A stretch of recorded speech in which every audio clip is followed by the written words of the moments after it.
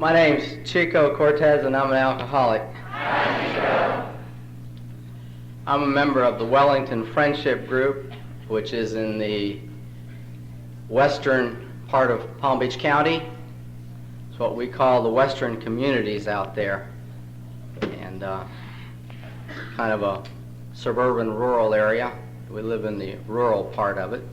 Before I get too far along, I want to be sure and thank the committee for allowing us to be part of this wonderful conference.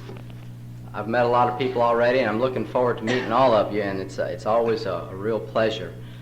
You know, I always feel kind of like Liz Taylor's next husband when I do these things. I know what to do, I just don't know how to make it more interesting.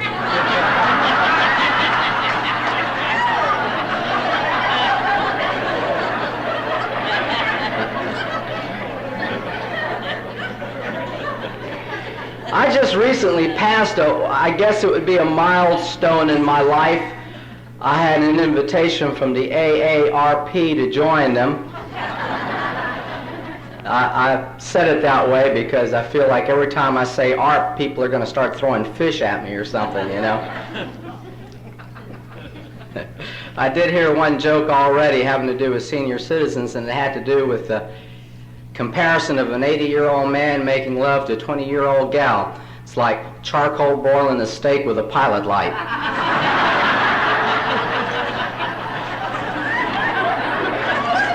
If anybody identifies with that too strongly, I'm not responsible. I love Alcoholics Anonymous, and I love the laughter in Alcoholics Anonymous, and I love the fellowship. I love everything about Alcoholics Anonymous today. And, you know, fellowship is very important. And there's a little story I like to tell that has to do with fellowship. And it has to do with a couple that retired and moved out to the country, and they decided that they were going to supplement their income by raising pigs. So they got themselves a sow, and they had her out there and not too far away from their house, and every day the old man would get up and go look out there and see if the sow had any piglets. No piglets. After a few weeks, you know, nothing happening, he went to the vet to find out what he could do about this, and he said, we got this sow, and we're going to try to make a little extra money from the pigs, and she's just not having any piglets. And the vet said to him, well, have you got a boar? And he said, no, we don't have a boar. And he said, well, you know, you got to have one. And he said, what am I going to do? And he said, well, Farmer Brown down the road now, he's got a boar, so why don't you take the sow down there every day and leave her with him all day, and, you know, pretty soon you'll have some piglets. So the next day he got the sow and he loaded her up on the wheelbarrow, took her down to Farmer Brown's for some fellowship. That's where the fellowship comes in. Left her there all day, picked her up that night, took her back the next day, and he did this for a few weeks, and he's getting kind of tired of doing this.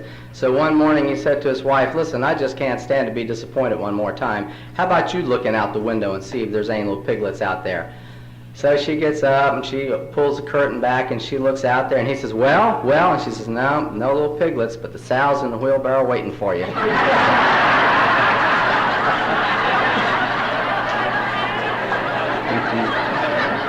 That fellowship is real catchy, you know, I mean, it just really is.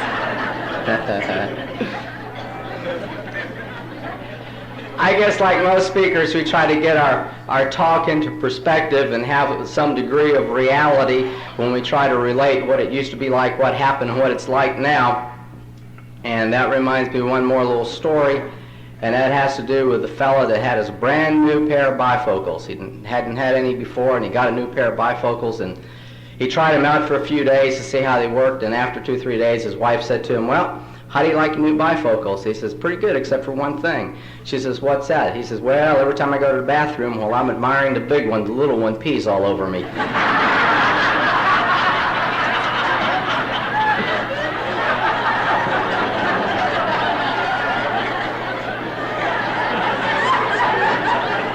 I wear contact lenses.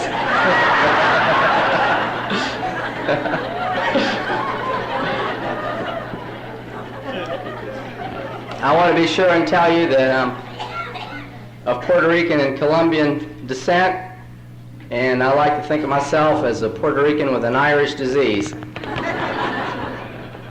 Actually, I was born in the capital of Puerto Rico, that's New York City.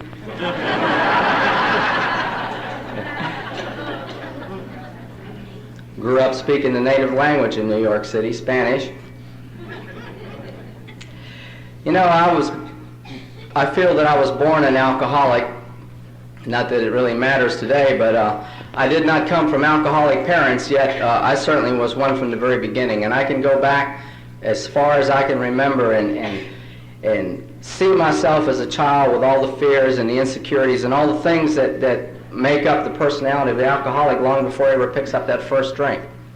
When I was a little kid in school, we used to go out for recess and play ball, and I was the one they picked last, let me put it that way, when they chose up sides.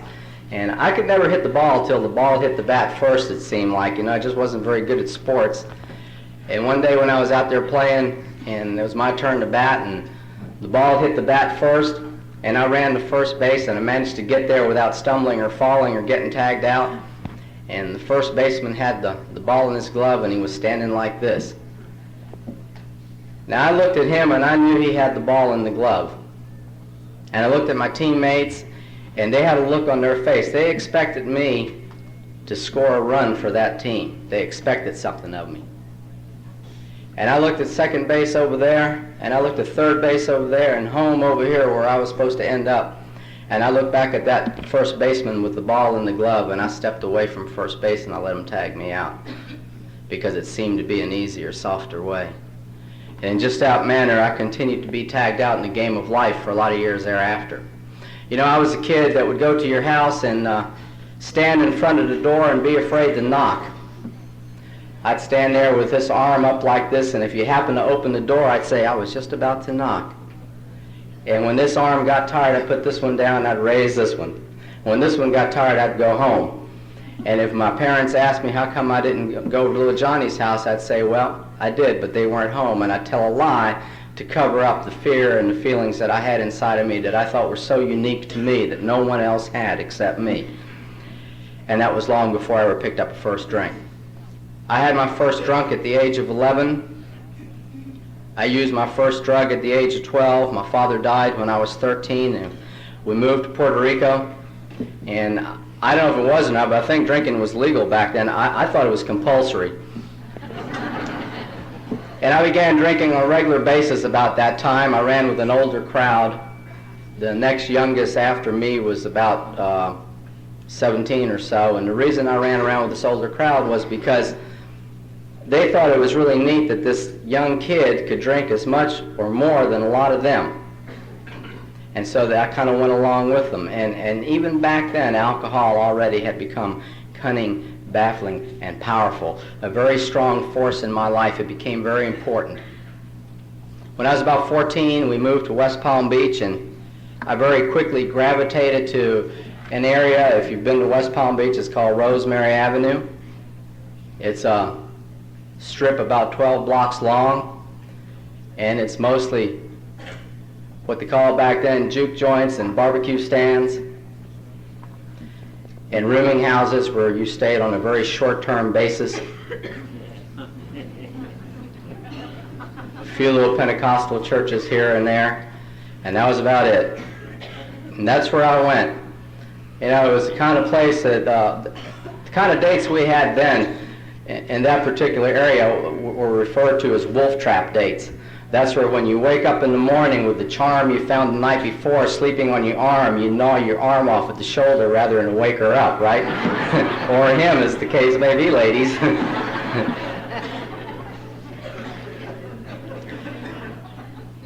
I ran around with a rough crowd, and it didn't take me very long. By the time I was 15 years old, I had decided that I was going to be the biggest criminal on Rosemary Avenue. I was going to run everything one day.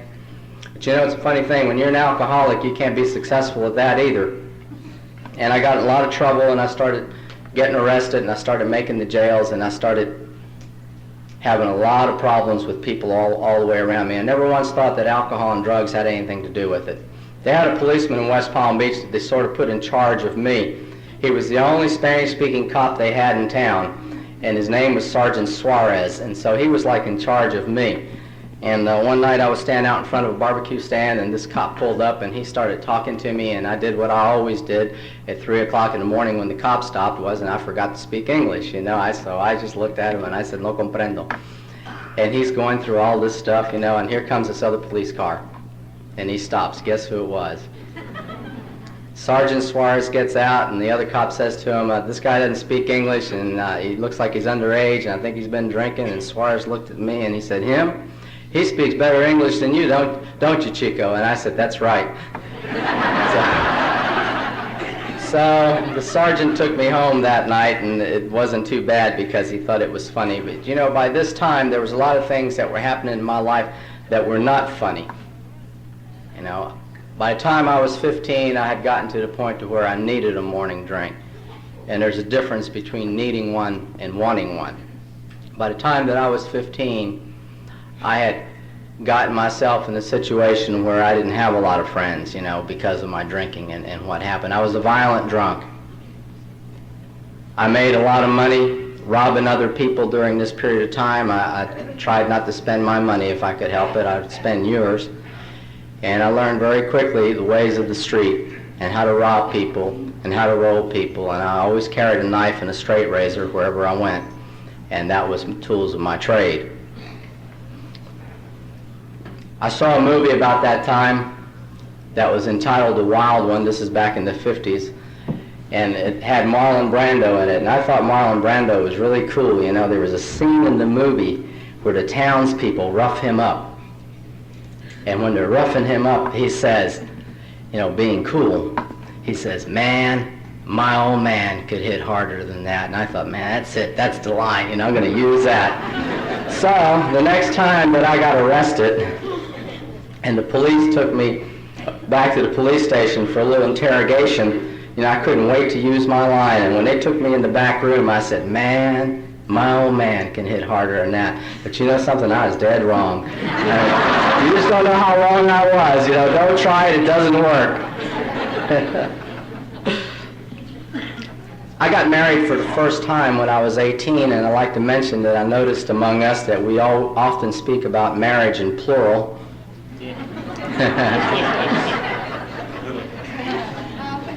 And I had the longest period of abstinence from alcohol, and I put it that way because I was still using drugs, that I'd had since I was 13 years old. And that was 2 months. And I decided after that I'd show everybody I could take it or leave it, so I started drinking on a regular basis again. There was 3 children born to this marriage, and the best way that I can typify what went on was that I never showed up at home the first 6 Christmases in a row, because I was out busy drinking and getting drunk and partying and doing the things that seemed to be the most important to me. I never once considered that somebody should have been there to put the toys together, and I never once considered that what normal people do is they're home at Christmas with their family, because I was out doing my thing. They grew up in a home where there was broken furniture, kids got smacked around, the wife got smacked around, the violence that I had learned on the streets I brought home. And so it wasn't a very happy place in a lot of ways to grow up. I can remember mornings when I would be so sick in the morning from the weekend of drinking or the night before or whatever. I just wanted to die, and I'd say, if I could just get over this, I think I'll straighten up. And as soon as I start feeling a little bit better, I'd drink again. I didn't know I was powerless over alcohol. I didn't know anything about having blackouts. I didn't know anything about any of this stuff because I thought that's just part of it. That's just what you did when you drank. And I didn't know alcoholism was a disease. I could remember, intellectual people regurgitate and babies upchuck. And most everybody else vomits or throws up. But alcoholics puke. Have you ever noticed that? Now, I've thought about that, and I've decided that the reason that we came up with such a word, I had to be an alcoholic to thought it up, came up with such a word as puke, is that it probably sounds like the sound that they make when they're upchucking, regurgitating, vomiting, or throwing up through their nose and mouth at the same time, and they're going puke, And I kind of think that's what it is. But I can remember a lot of mornings when I was doing whichever one you prefer, and then putting my face on the side of that nice white toilet seat. It's like, thank you, porcelain, for being so cold, right? Now, I never hid booze because no one would throw the booze away because they didn't want the house destroyed. But I had this thing about hiding my empties because by this time, I didn't want anybody to know how much I drank. So I would go out every night and I would strategically locate all the empty beer cans or bottles or whatever it was that I was drinking into garbage. Now, they only collected garbage twice a week, so, after a couple of days, it got a little tough to find enough garbage to put stuff in between. I don't know who I thought was going to inspect the garbage, but I did this regularly for a long time. And then there was the car wrecks. When I first came to AA and people talked about car wrecks, I thought, well, I never wrecked any cars. And, of course, I pictured totaling cars and stuff. But then I remembered the night that I was going to the bar, and as I turned up the street, I hit the first car that was around the corner. And then I hit the second car and the third car, and I just kept hitting all the cars on that side of the street. I just couldn't get away from them, I just kept pounding them. And all the other car wrecks that went along. And yet I never once thought that alcohol had anything to do with this. I mean, it was a lot of other things, but it was never alcohol. Now, I came to Alcoholics Anonymous the first time when I was 25 years old.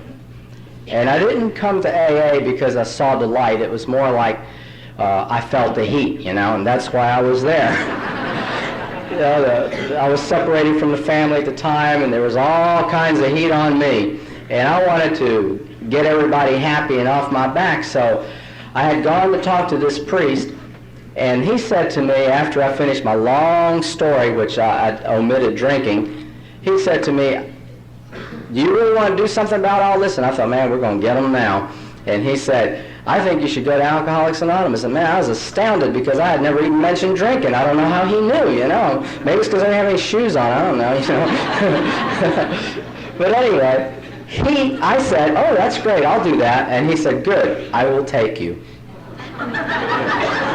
This guy had been dealing with us before, I can tell, I mean, he just had that idea. So he took me to Alcoholics Anonymous. And the first hour that I was there, I met 3 people that I knew before. And none of them seemed surprised to see me. I just didn't understand that, So here I was in Alcoholics Anonymous, and this was 1964. And I'll tell you something, there weren't very many people 25 years old in Alcoholics Anonymous in West Palm Beach in 1964. And you'd go there and they'd say, kid, are you looking for Alantine? Or there'd always be some little old lady that would come up to you, and she'd say, it's so nice that you came to AA before you had any trouble. I don't know why the hell she thought I came, I mean, it's not like I woke up that morning and thought, wow, I think I'll do AA today, I mean, it's nothing like that. And there'll always be this guy that would say, kid, I spilled more booze than you'll ever drink. And I just figured he was real sloppy, I mean, But when I came to Alcoholics Anonymous, I really didn't want to be there.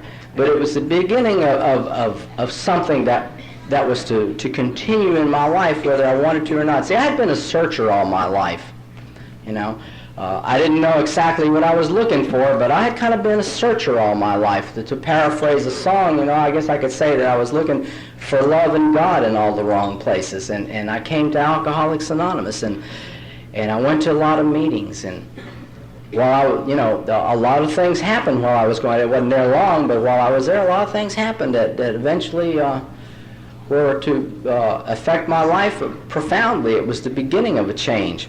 When I was about 26 years old, I'm an electrician by trade, and I was working at this furniture store. We're doing a remodel there, and I was sober in Alcoholics Anonymous, and I found the love of my life. I mean, there she was, There was this young, beautiful, blonde girl there, and she had high cheekbones and brown eyes, a very thin and sad, haunting look, about her face, and man, I was just taken with her.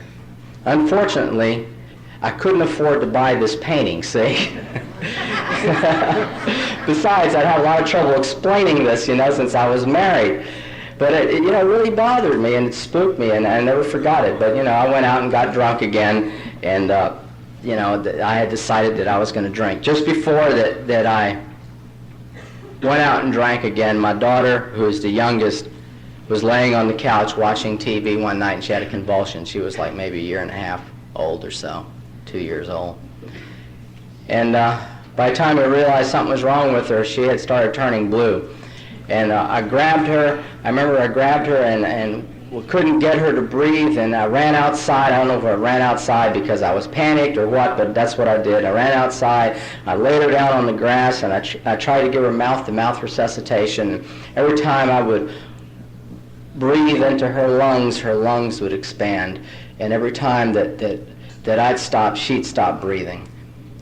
And I kept doing this, and it just didn't seem to work, but I couldn't stop. And finally her breath caught, and she started to breathe. And this was a time when I was thinking about going out and drinking.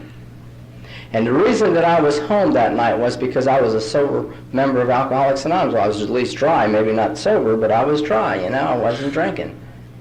Now you would think that something like that would have made me think again about going out and drinking. You would think that something like that would have made me say, thank God for Alcoholics Anonymous that I was home and sober and I saved my daughter's life. But I didn't, because I was planning that drunk. And very shortly thereafter, I went out and I began to drink. I had quit going to Alcoholics Anonymous for some time. People like yourselves had come to my house and you had said, listen, you want to go to a meeting? And I'd say, nope, can't go. I'm busy working. And then you'd say, well, you can't stay sober if you don't go to meetings. And I'd say, well, I can. Maybe you can't. Maybe you need all those people, but I don't need them. And I started kind of looking around AA in my area, and I had become convinced, there weren't any other Chicos in my area in AA, and I'd become convinced that it was an Irish disease. And besides, I was, young. I was only 26. I kind of just figured that I'd been a little hasty in coming to AA. I don't want to do anything too rash. If I ever get around to retirement age, maybe I'll come to AA and retire, or that's kind of the way I looked at it. And so I drank again. And I want to tell you something about that, because there may be some people here that are thinking about it. And there's probably some people here that had to go out and come back at least once. And I want to tell you what it's like for those of you that haven't. See, I came to Alcoholics Anonymous not because I wanted to, but because I was sent here. And I've noticed that not too many of us get here out of sincerity anyway, so I don't think that's a big factor.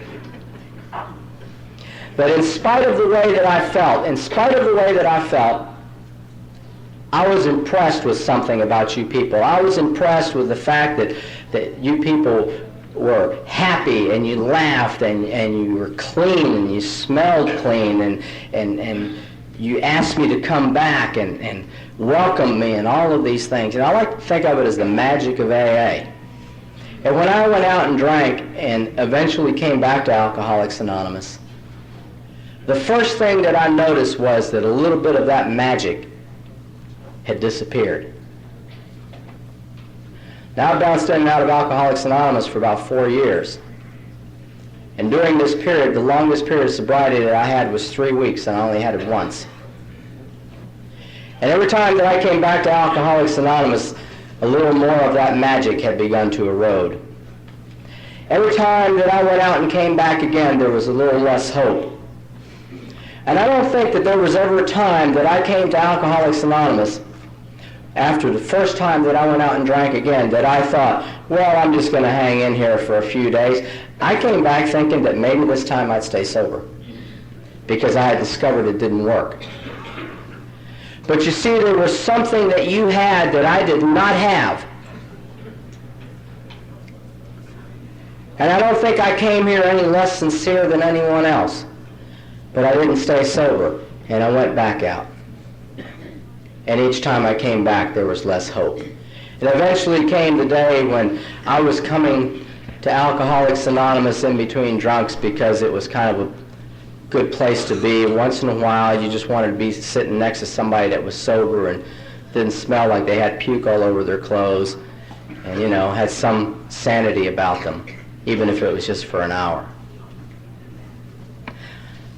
Now, during this period of time, I have to tell you that I did notice a few things about y'all, too. I noticed that when I got my 10th white chip of the month, that the applause weren't as enthusiastic as I remembered them. And I noticed that no one had offered me their phone number lately, things like that, but I kept coming to Alcoholics Anonymous. Now, by this time, I was divorced.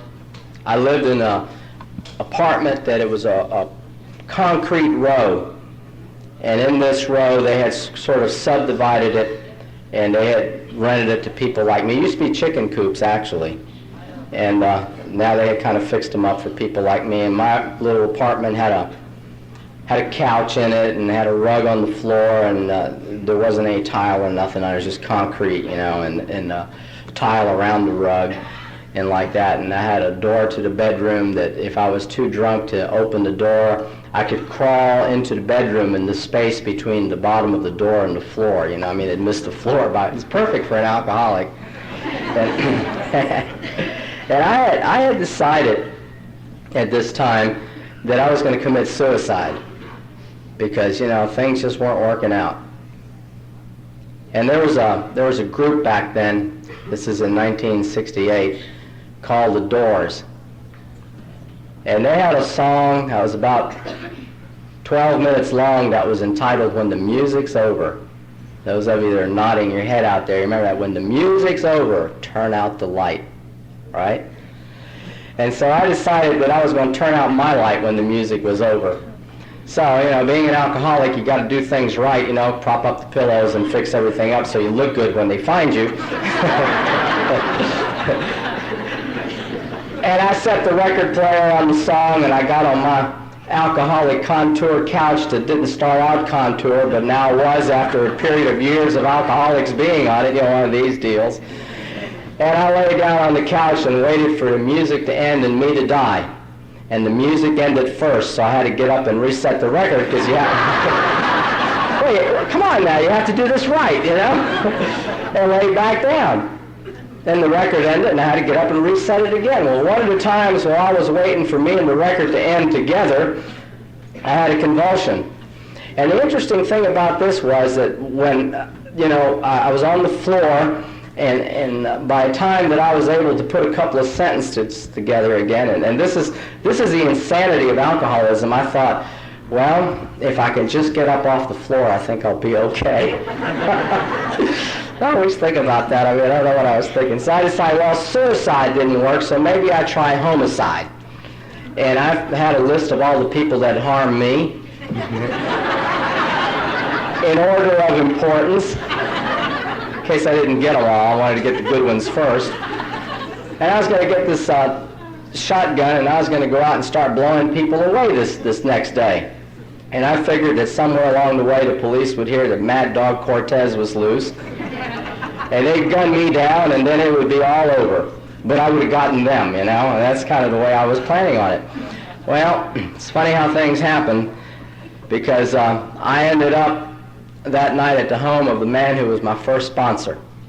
Now, I'd asked to be my sponsor quite a while back, and he kind of hung in there. Once in a while he'd check on me. I'd usually be drunk. And I ended up at his house, and he talked to me. I remember him saying to me, I just don't think you're going to last much longer. He didn't know I was going to blow everybody away. He wasn't on the list, so he was safe. He said, I just don't think you're going to last much longer. I really don't. I don't think you'll make it another 5 weeks the way you look. So why don't you just give this thing another try?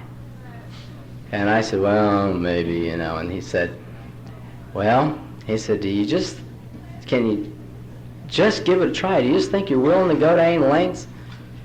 And of course, the alcoholic ego steps in, and I figured any lengths was, kind of a climb the highest mountain, swim the deepest ocean kind of thing. And I said, yeah, okay, I'll try. And he said, well, I think any lengths for you is 5 meetings a week.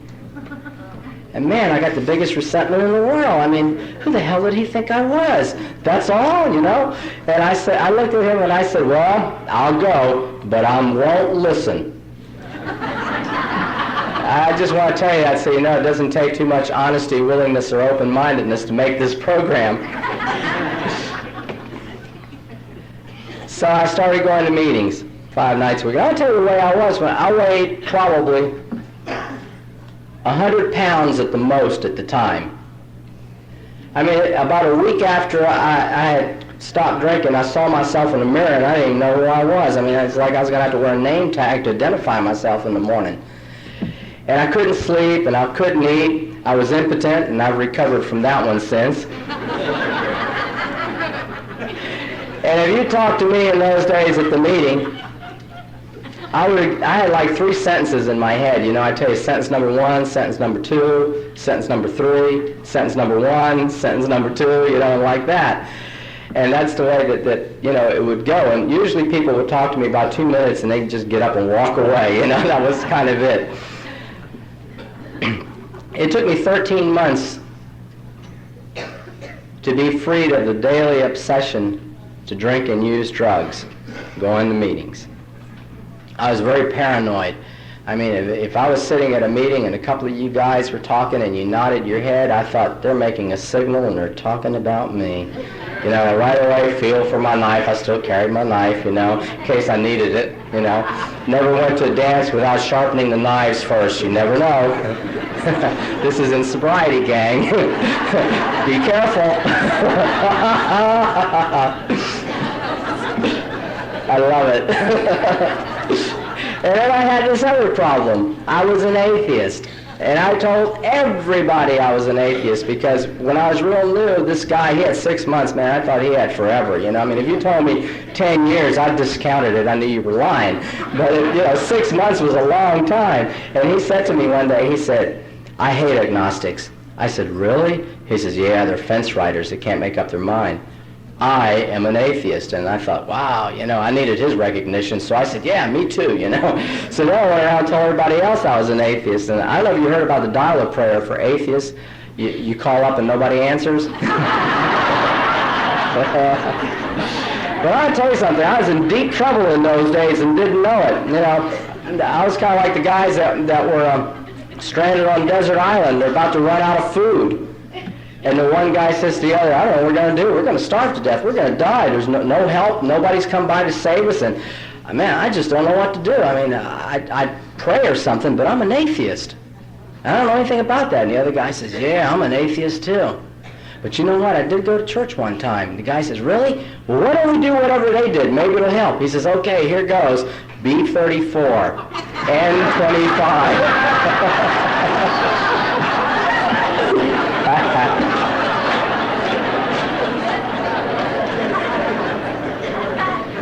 I haven't helped them, but it might have helped me back then, I'll tell you that. There was a poem that I liked back then that fitted my attitude, and it was written by a man called William Henley, and it's entitled Invictus. I'm just going to read you a couple lines of it here. And the last 4 lines say, it matters not how straight the gate, how charged with punishment the scroll. I am the master of my fate and the captain of my soul. Man, I thought that was great. I thought, that's it, you know, the master of my fate. This is the guy that was, you know, having the convulsions in the chicken coop, right? Master of my fate. What I didn't know back then was that Henley committed suicide, see? Might have changed the picture. Now, I told my sponsor when he told me I was going to have to ask for help in the morning and give thanks at night. And I told him that this wouldn't be necessary for me because I was an atheist. And I'm not going to tell you from the podium what he said, but he was most convincing, I'll have to say that. So now I had to ask for help in the morning and give thanks at night. So in the morning, you know, I lived by myself and nobody was there to see me, but in the morning, you know, I was this was fast praying. You know, my knees would just hit the floor for a second. I'd say, help me. That was it.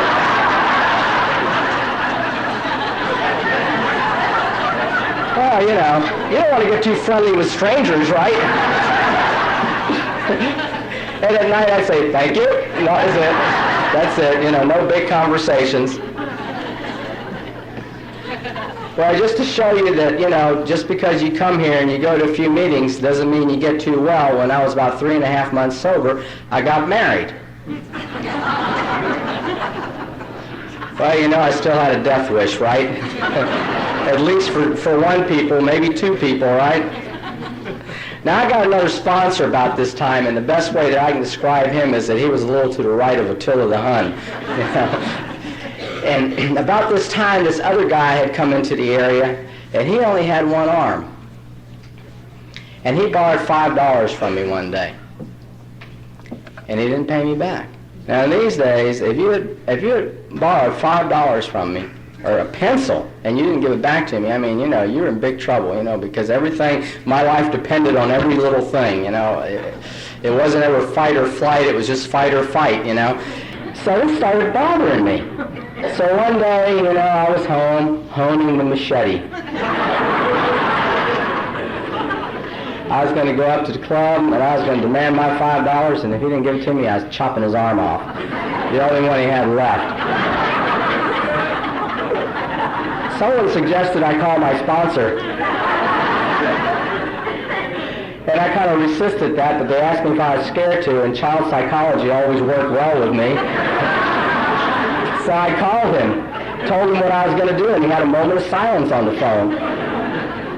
So when he finished, he suggested that maybe I pray for this guy, you know, and just pretend that I gave him the $5. So I did that, and, you know, I have to tell you, to be honest, that the first prayer I ever said for this guy was, God, if you can help the son of a bitch, go ahead and do it. But that was progress. And eventually I decided that I gave him the $5, and he never paid me back. And he still has one arm. Now, my sponsor wanted me to get active in service. You know, he wanted me to get a lot of AA experience and get active in service, and I've discovered since then that experience is what makes our mistakes so familiar. And if you've ever wondered if you're ever wrong, you can get active in service and you can be reminded every day, you know? And I don't particularly like this, you know. When I was a little kid in school, about the 4th grade, we were reading this story. And the story goes something like this. As I was going to St. Ives, I met a man with 9 wives. Each wife had 9 children. Each child had 9 cats. Each cat had 9 kittens. How many were going to St. Ives? You know, some of you, I'm sure, have read that. And it was my turn to read. So I got my little book, and I said, as I was going to St. Louis, I met a man with 9 wives. So I read a little bit. The teacher stopped me, and she says, who can tell me what Carlos, that's me, Carlos read wrong? And this little kid in the back of the room goes, I know, you know. She's probably an Al-Anon today.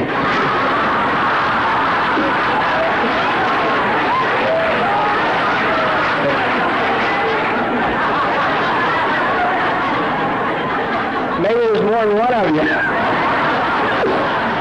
And the teacher says, yes, tell me. And she said, he said St. Louis. He should have said St. Ives, you know. So she goes back to me and she says, would you read that again? And I said, okay. You know. And I said, as I was going to St. Louis. And she says, would you spell Louis? I said, L-O-U-I-S. Would you spell what's on that page? I said, I-V-E-S. She says, what does that spell? I said, Louis. So, you know, getting active in service and, you know, finding out how familiar your mistakes can be a very rewarding experience if you have my background. The wonderful thing about all this is that I never wanted to do any of it. And in 1979, my area elected me delegate to the General Service Conference. I mean, that's a miracle, because these are the same people that were there, you know, when I honed the machete, and these are the same people that I said 3 sentences to repeatedly, and these are the same people that, you know, I probably glared at when they were nodding their heads innocently at a meeting and thought it was a code, and yet they, you know, they accorded me this privilege. It's wonderful things that happen to Alcoholics Anonymous. They accorded me the privilege of representing South Florida as a delegate to the General Service Conference, and I had some wonderful experiences during this period of time, and you know, time just doesn't allow me to share everything, but I wanted to share a couple things that happened. The first year that I was delegate, one of the old-timers in the area passed away, and he had about 33 or 34 years in the program, maybe 35, I don't remember now, and he passed away, and someone that I knew, a good friend, and went to the memorial service.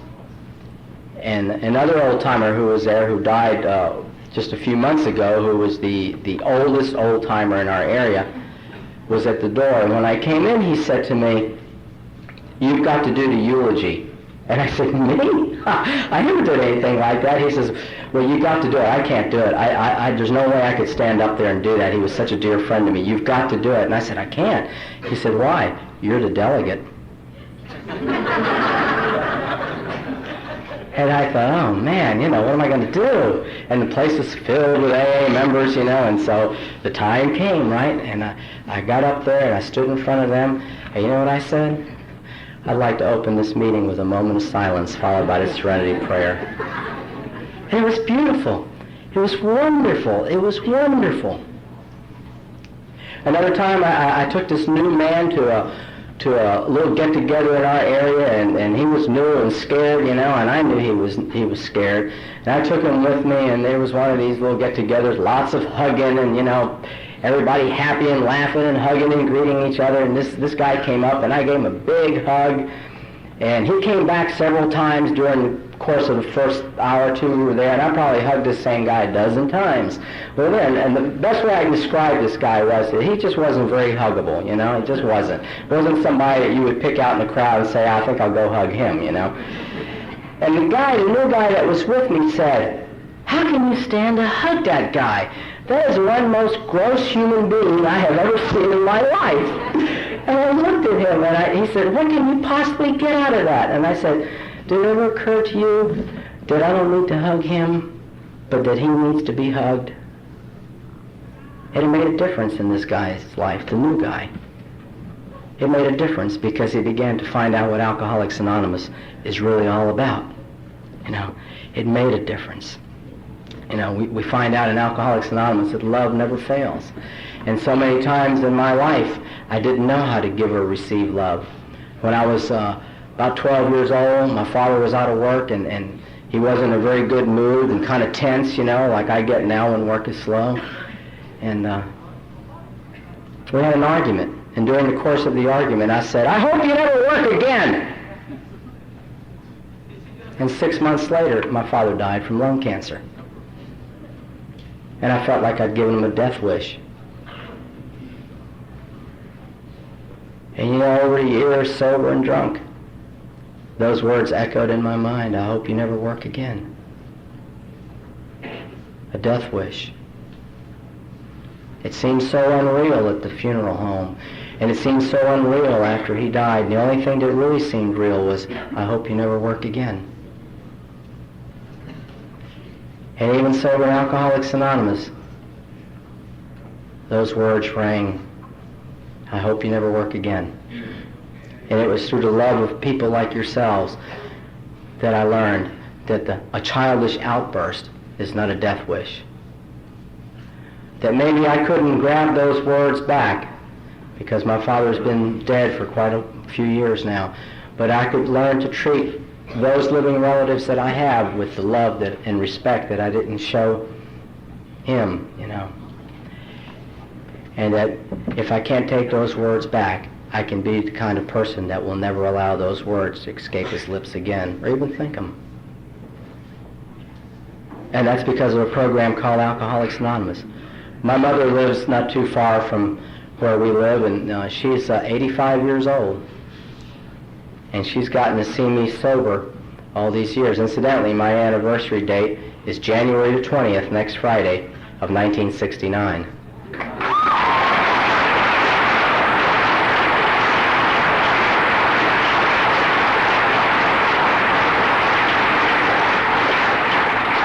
I want you to know that as far as I'm concerned, that applause is for you because it's people just like you that have made this possible. There was no chance for me without you. I have an aunt that's 87 years old, and about 12 years ago, quite off the cuff, she says to me, your Uncle Johnny was in Alcoholics Anonymous. He had about 3.5 years or maybe 4 years when he died, and he died sober. My Uncle Johnny died in about 1941, so he had to be one of the first 100. And she said it so offhandedly, I said, really? I couldn't believe it. So you never know where we go in Alcoholics Anonymous and just exactly, where God is leading us and all the ties that are around us in AA. These children that I mentioned before are all grown up now, and over the years I've had to make some amends to them. My oldest son is 30 now, and I have one 28, and have a daughter that's going to be 27 soon, and we have another son, 23, and Beverly and I have 5 between us, and we have a daughter that's 22. So they're all adults. Now Don, my second oldest, he and I were riding to Ocala, Florida one weekend, and we got to talking about drugs. And this is quite a few years ago now, and as we were talking about drugs, he started telling me about the drugs that he was using, and I was telling him about the drugs that I had used. And we were talking about it, and somewhere in the conversation he said to me, "Gee, Dad, this is really cool. I mean, most parents would just freak out. And we're talking about all this stuff just like I'd be talking to my friends." And I said, "Well, that's not so hard to understand, Don. You see, I've already paid my dues, and I am not paying yours." It puts it in a different light, doesn't it?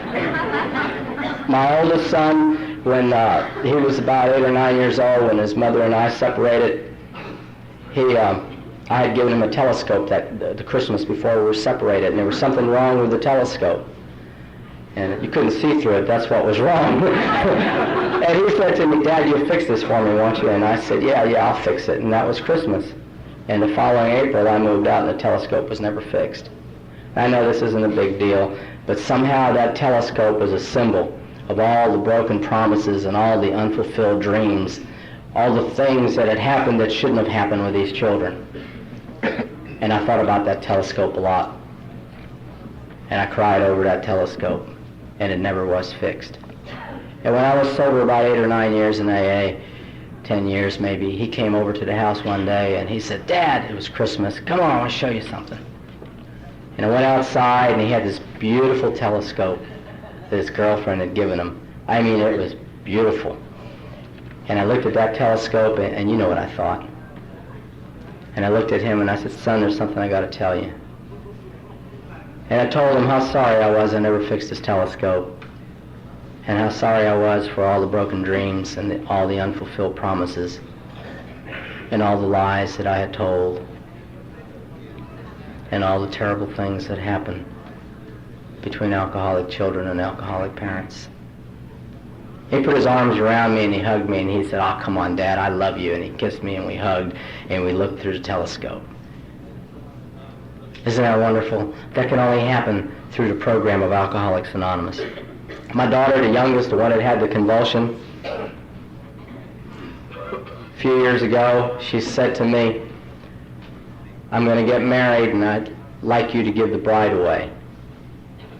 And I said, "What about your stepfather?" And she said, "Well, I've already straightened all that out. And I told him that I want you to give me away, and you're my real father, and that's the way that I want it."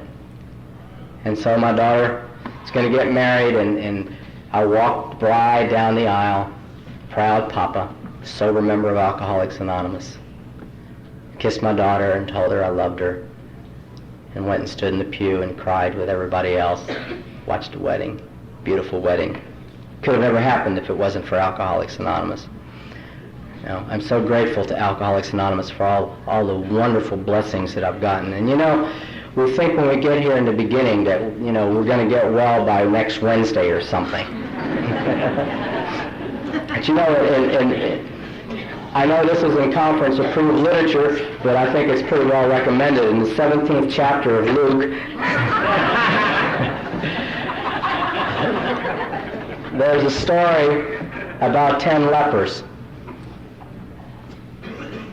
And they call out to Jesus and they say, "Have mercy on us." And he tells them to go to the temple and show themselves to the priest.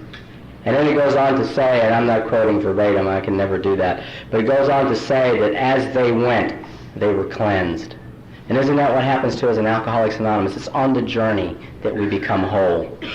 Not when we get here, not at the end of 10 years or 20 years or 30 years or whatever, but on the journey we become whole. Isn't that what happens in Alcoholics Anonymous to all of us? When I was 16 years sober, I asked my wife for a divorce. It wasn't a question of anyone necessarily being right or wrong. It was more what happens, I think, a lot of times to people like us, and we just kind of grew apart. And I knew it. And it was apparently the right thing to do because she's remarried and she's very happy, and it worked out real good for her, and it's worked out well for me.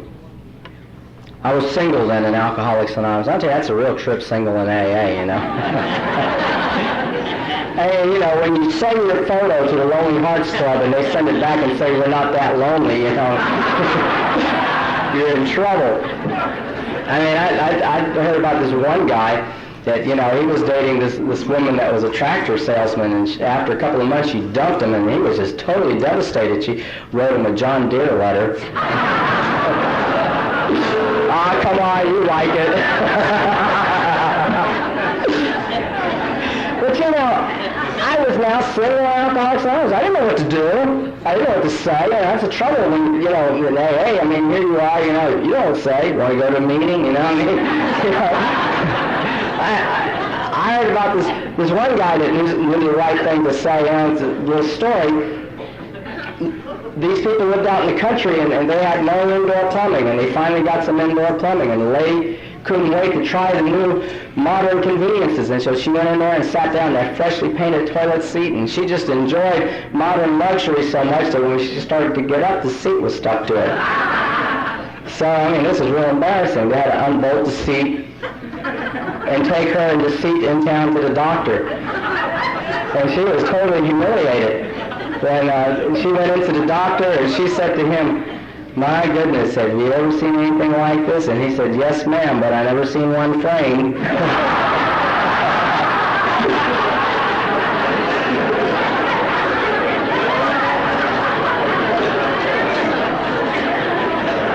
He knew what to do. He knew what to say, But, I was like, I'd look around and watch this stuff in AA, and I've observed a lot, and it's like, you see people like out there, 2 dances, and we're both planning their grandchildren's names, it's like unbelievable. So I decided after a while that, I just wasn't ever going to get married again. I wasn't going to be an AA emotional yo-yo, so I was just not going to do any of this stuff. I was just going to sit at meetings, lie about gratitude, become a chronic malcontent. If I'd have been an apostle and during the miracle of loaves and fishes, I probably would have said, "Big miracle, leftovers for 6 weeks." And that's kind of the way that I looked at it. I figured that this is the way it's going to be for me, Just go to meetings, carry the message, right? But it's a funny thing. We never know what's in store for us. There was a man that lived in England in the previous century. His name was William Coppers. And he had gone through a period where things weren't going too good for him, and he decided he'd commit suicide. So he tied this rope to the rafters, and he put it around his neck and stood up on a chair and jumped off, and the rope broke. So he thought, okay, well, we'll try something else. So he stuck a knife in the cracks in the floor, and he threw himself on the knife, and the blade broke. So he thought, well, I know what I'll do. I'll throw myself in the Thames River. So he got a cab, and he said, "Take me to the Thames River." And as they started going, this big, thick London fog came in. And the cabbie couldn't find the river. And finally, in desperation, he said, "Never mind, I'll find it myself." And he got out of the cab, started groping along the walls of the buildings, trying to find the corner, looking for the river. And he tripped over a step, and he got up. And when he got up, he found that he had tripped over his own doorstep. And he went inside, and he wrote these lines: "God moves in a mysterious way, his wonders to perform." It's a true story. And that's what happens, because one night I was sitting at a meeting, carrying the message, grateful. I tell you what happens when you get grateful like that. Pretty soon you get busy telling everybody else what they're doing wrong while you're trying to figure out why your life's screwed up, And all of a sudden, this blonde comes walking in. And I thought, well, I've never seen her before, and I had seen everybody to every kind of A group you can think of in the area, I've been to all the A groups in the area, And she came in, she sat down at the end of the meeting.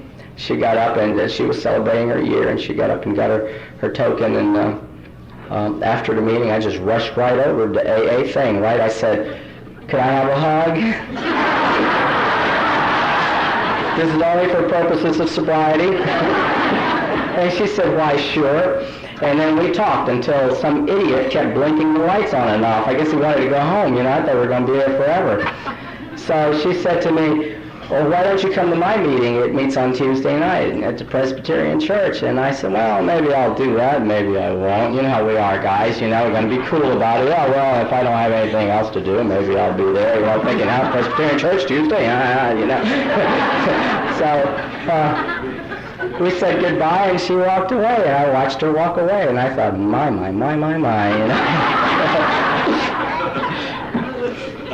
So I went to the meeting Tuesday for purposes of sobriety, right?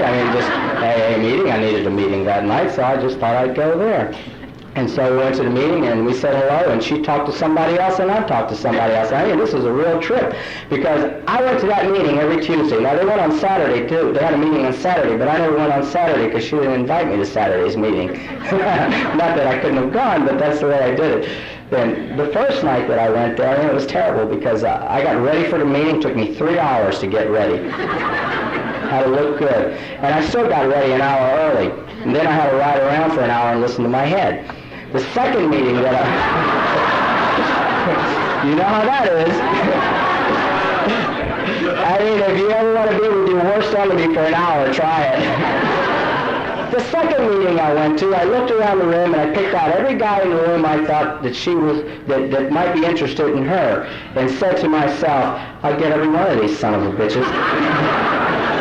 But I was just there at the meeting because it was an AA meeting, And then, of course, I said, would you like to go to coffee after the meeting? To Denny's, right? And so we went to coffee.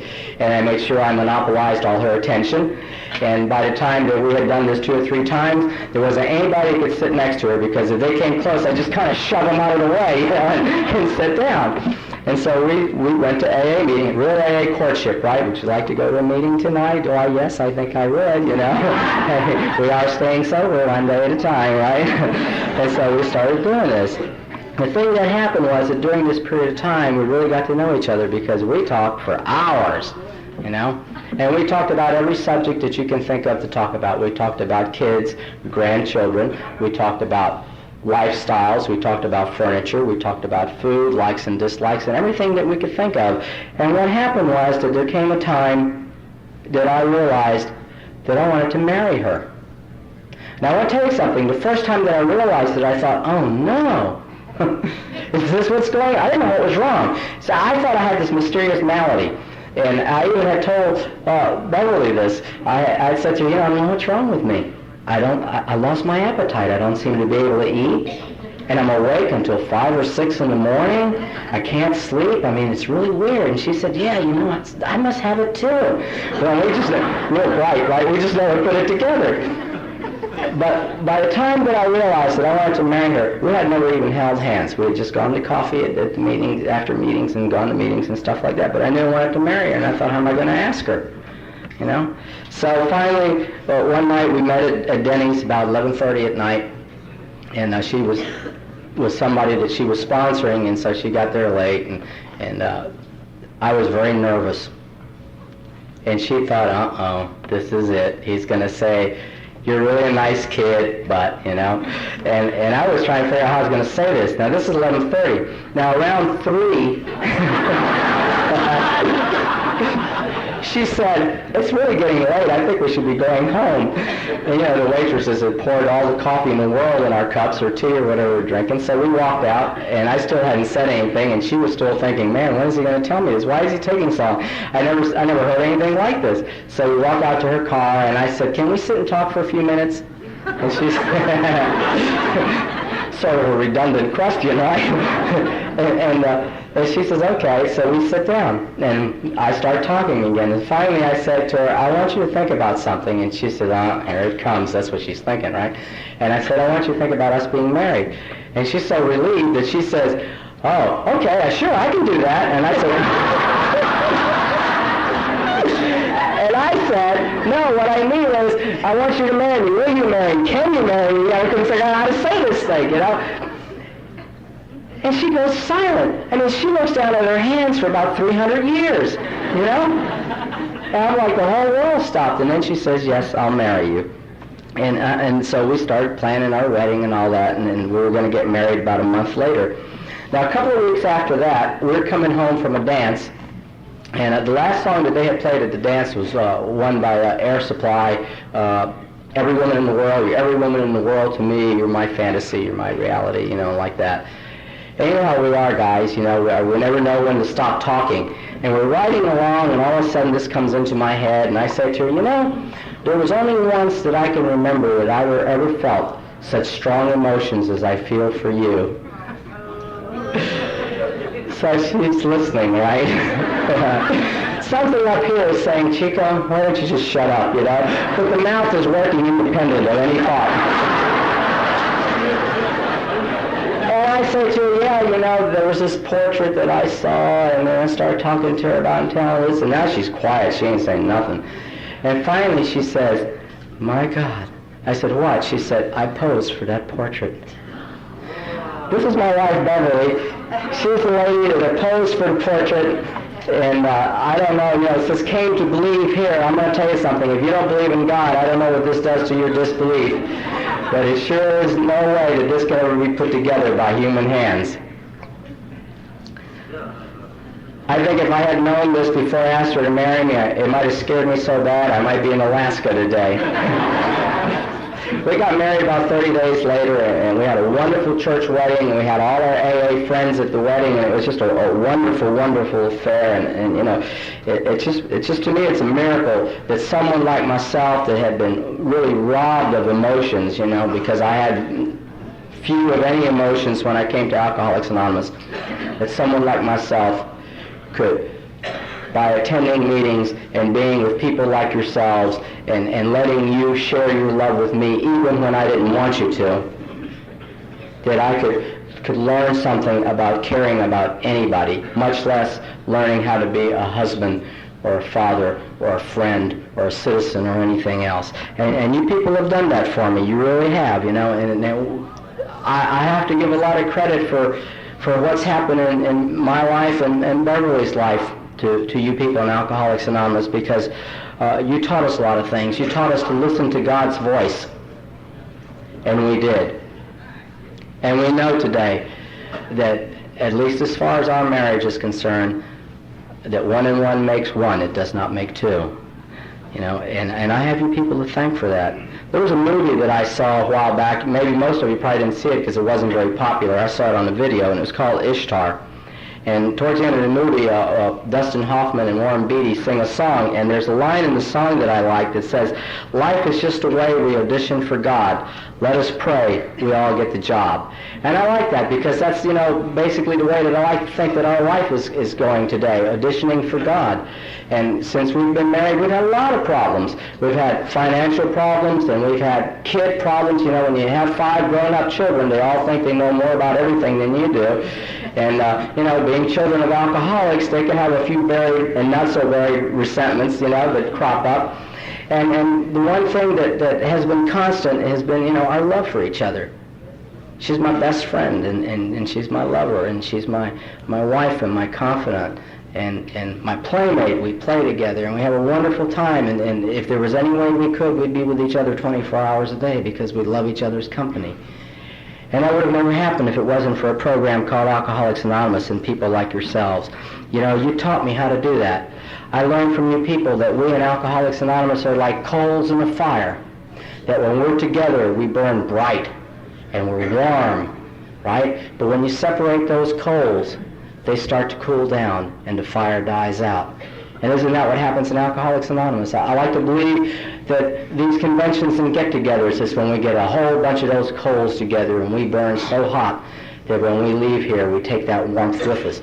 We spread it to other coals that haven't been lit yet. I like to think of us that way at conferences, any conference, and they're all wonderful, and you people are wonderful here. And to me, whether it's AA at home or AA away from home, it's still the same love and the same faces and the same smiles and the same caring. And that's something that you just can't put a price tag on. I told you I was an atheist when I got here, and I found God in Alcoholics Anonymous. You people gave me the freedom to choose the God of my understanding. And I just want to tell one little story that has to do with that. And it has to do with a man who was an actor, grew up in England in a small little town. His name was McCorkle, and he became their most famous citizen, an actor in theater. and he was invited to come back to that town, and they celebrated his prominence in the town, and all the townspeople showed up, and they had a big feast and a dinner, and towards the end of it, the mayor got up, and he asked McCorkle if he would come forward and recite a few lines from his favorite play or whatever. And he got up and he recited the 23rd Psalm. And he had a thunderous standing ovation for the tremendous job he did in doing this. And then to close, they asked the Anglican priest that had been his tutor if he would come and say a few verses from Scripture to close this wondrous occasion. And the old man came up there and he said, well, I would be glad to, but my favorite verses are also the 23rd Psalm. And he went and quoted them. And when he finished, there wasn't a sound in the room. And it was quiet for so long that it became uncomfortable. And McCorkle stood up and he came forward and he said, I think I know what happened here tonight. You see, I know the words to the verses, but Father here knows the shepherd. And isn't that what happens to us? That's what happened to me in Alcoholics Anonymous. You people gave me the opportunity to find the God of my understanding. You see, when I came to Alcoholics Anonymous, I was lost in the wilderness of alcoholism. And I had to climb that mountain to surrender. And when I got to the top, I beheld the Canaan land of Alcoholics Anonymous, a land that was flowing with the milk and honey of sobriety. And we've all done that, haven't we? Because together, you and I are trudging the road to happy destiny today. And it's only because of the love of Alcoholics Anonymous, of one drunk for another, sharing, caring, and giving even when it isn't wanted. You gave me love when I wanted it not, and told me that all I had to do was learn to accept it. And when I learned to accept it, you told me that what I had to do was to be willing to give it to someone else, whether they wanted it or not. Because that's the essence of Alcoholics Anonymous, the love of one drunk for another. I came here a helpless, hopeless alcoholic with no chance of ever surviving the disease of alcoholism, and the hand of AA was there. I am so grateful because it was, and my hand is extended to those in need, because Alcoholics Anonymous saved my life. I want to thank you for having us here, and I want to close with these lines, and I want to wish all our other speakers the very best. I've heard most of them, and I just know that you're in for a wonderful weekend. When peace like a river attendeth my way, when sorrows like sea billows roll, whatever my lot, thou hast taught me to say, it is well with my soul.